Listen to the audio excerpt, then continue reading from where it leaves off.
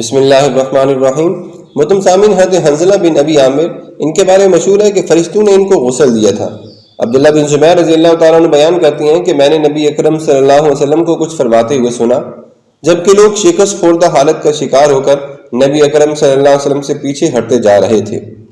آپ صلی اللہ علیہ وآلہ وسلم اس پہاڑ تک پہنچ گئے جو کہ مدینہ کی دوسری طرف تھا، لیکن پھر تمام صحابہ وہ نبی اکرم صلی اللہ علیہ وسلم کی طرف واپس لوٹ آئے۔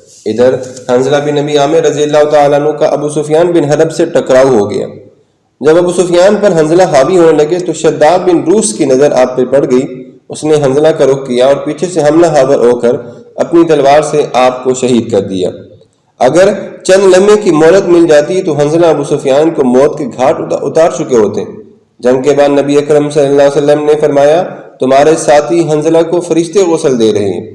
صحابہ کرام رضی اللہ تعالیٰ عنہ مجمعین نے جب ان کی بیوی سے دریافت کیا تو وہ کہنے لگے، حنظلہ نے جب جہاد کے مرادی کو سنا تو اس وقت وہ جنبی تھے اور ندائے جہاد پر انہوں نے اسی حالت میں جنابت میں لبیک کہہ دیا اور اسلحہ اٹھا کر وہ چل پڑے۔